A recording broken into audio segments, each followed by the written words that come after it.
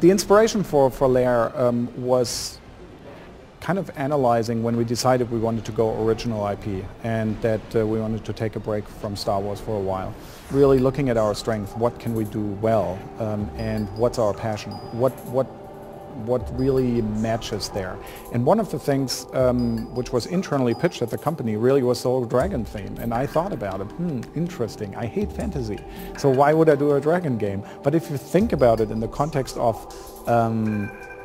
the stuff which we do well, which is basically flight combat, which is large amounts of enemies, everything, it actually fits so well. And then I think it was right around the time when Lord of the Rings actually hit. I suddenly saw that, oh, there's a different take on fantasy. There's a darker take on fantasy. And the moment they're out of Hobbiton, and especially all of the visuals later on, were very inspiring. The attacks on the cities when the Nazgul fly in.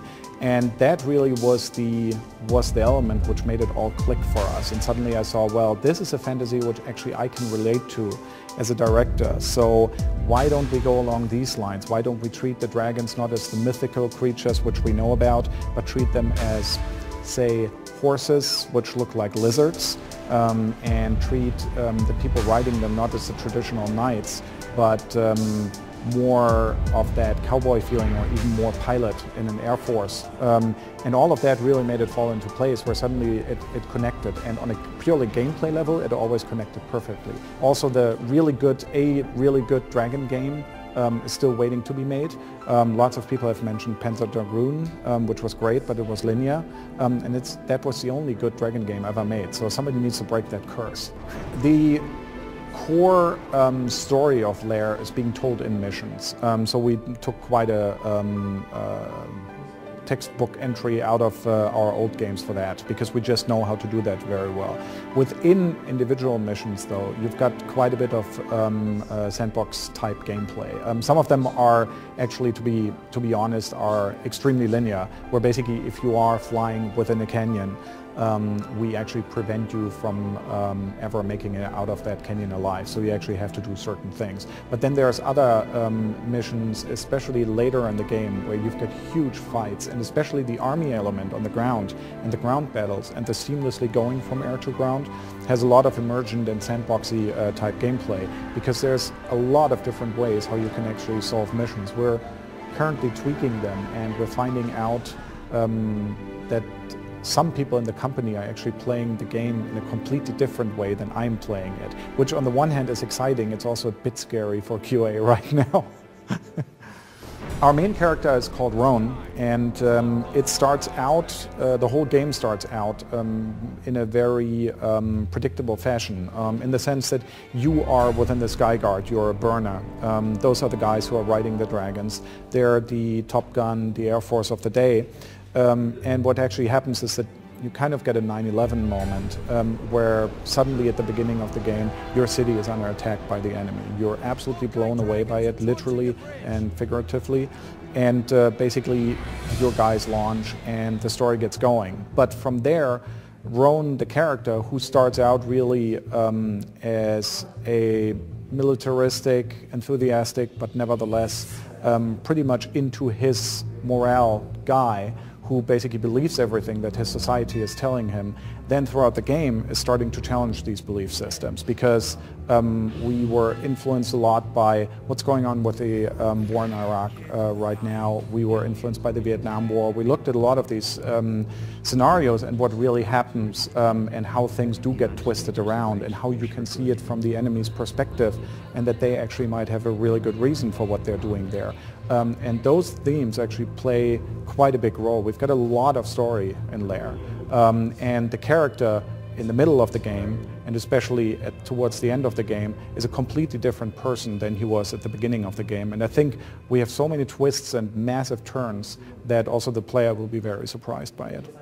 The moves, or basically inherently what the dragons can do, I think was the biggest challenge, but on the other hand also what's most exciting about Lair.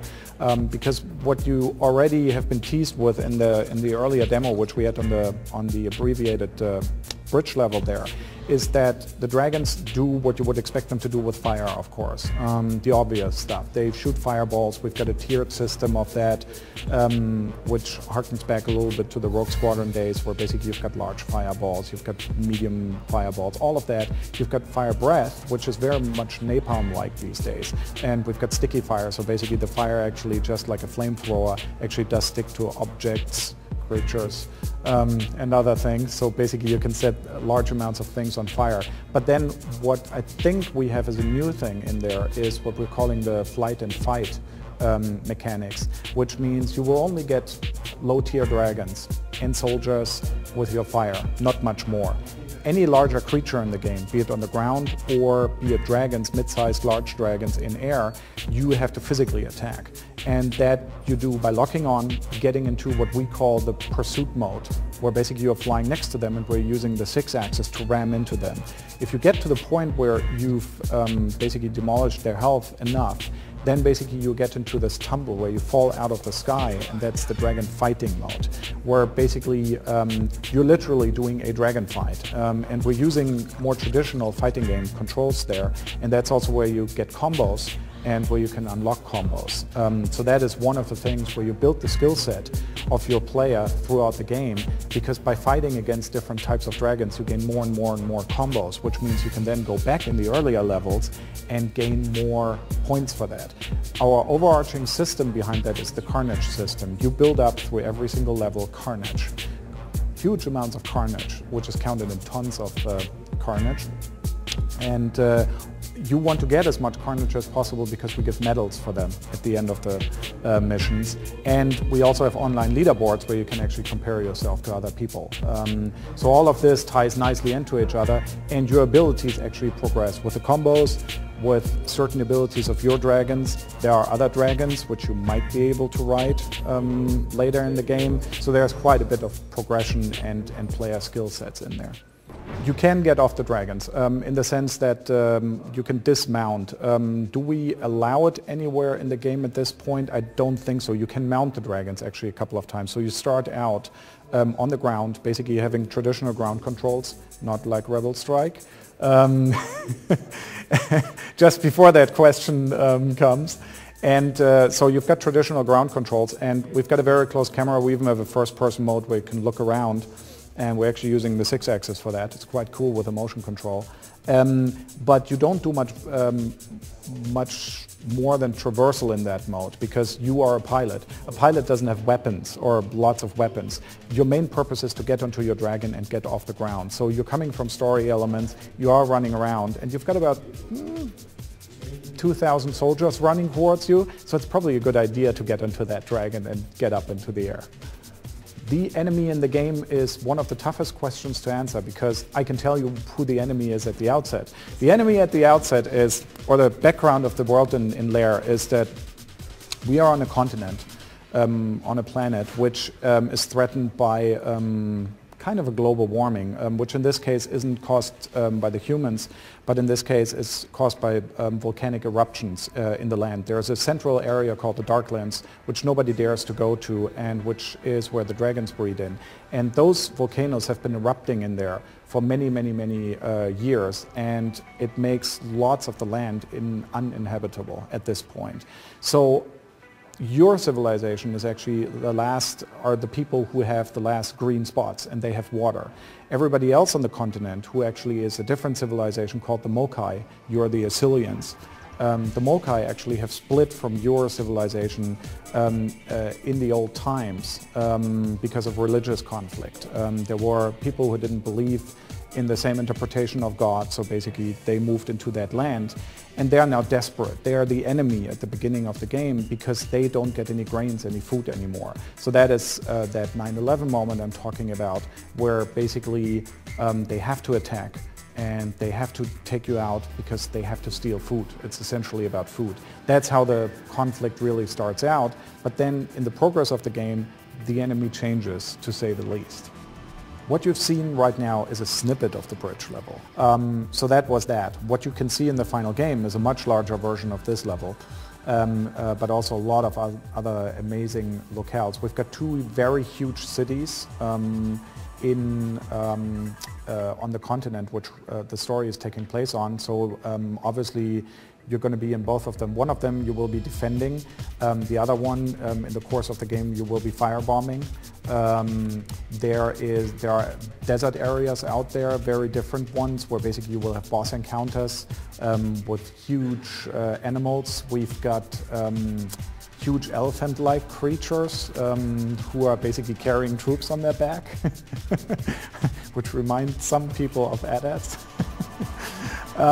We've got huge floating so-called whale beasts, which are basically mantas filled with, and really large-scale mantas actually, several hundred meters in diameter, which are filled with helium actually, and the civilizations are using them as troop transports and as actually bombing transports. So basically you're herding them, you're escorting them into areas, basically they're deploying troops.